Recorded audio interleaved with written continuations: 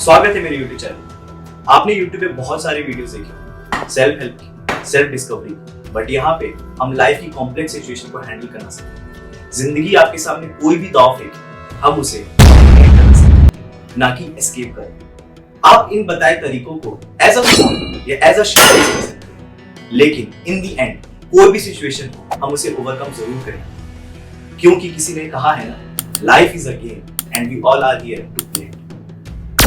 Für Richtiges und du glaubst. We are concerned here with the lack of humanity.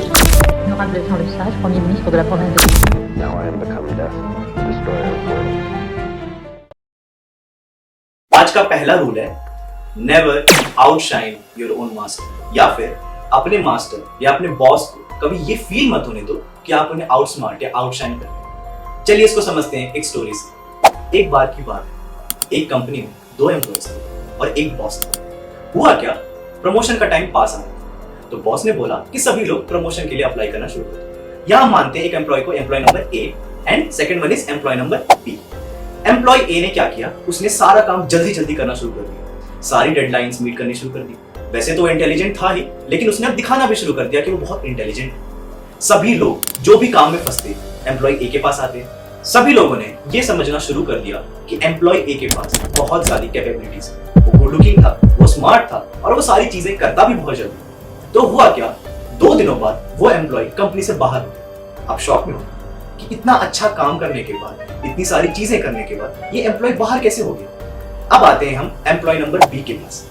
इस employ में भी वो सारी बातें थी, ये भी बहुत इंटेलिजेंट था, ये भी बहुत स्मार्ट था और ये भी सारे काम जल्दी जल्दी करता था। लेकिन दूसरे एम्प्लॉय ने क्या किया, वो जो भी काम करता था बॉस के पास जाता था और बॉस को कहता था कि सर क्या मैं आपका नाम भी लिख दूं, सर ये डिलीवरी कल होने वाली है, क्या मैं आपका नाम भी यहाँ पे लिख दूं। तो जो भी वो काम करता बॉस का भी नाम वहां पे ऐड करा देता।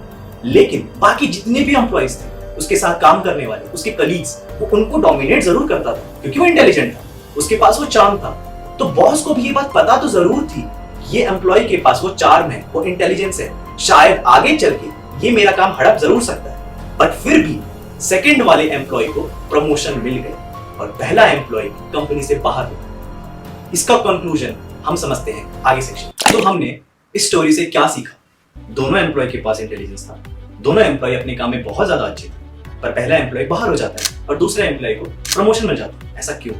क्योंकि पहले एम्प्लॉय ने अपने बॉस को उसकी पोजीशन से, उसकी पावर से इनसिक्योर कर दिया। और वो कहते हैं ना कि एवरेज पे चढ़ना बहुत ज्यादा आसान है, लेकिन उसकी पीक को मेंटेन करके रखना इज वेरी डिफिकल्ट। पहले वाले एम्प्लॉय ने अपना काम जरूर करना शुरू कर दिया, अपनी चीजें अच्छे से करनी शुरू कर दी, पर उसका बॉस उस पावर से इनसिक्योर होना शुरू हो गया। दूसरे एम्प्लॉय ने वही काम स्मार्टली किया, अपने बॉस को हमेशा पावर पे रखा, एक सुपीरियर होने का एहसास हमेशा रहा उसके बॉस को। तो दूसरे एम्प्लॉय को प्रमोशन मिल गई।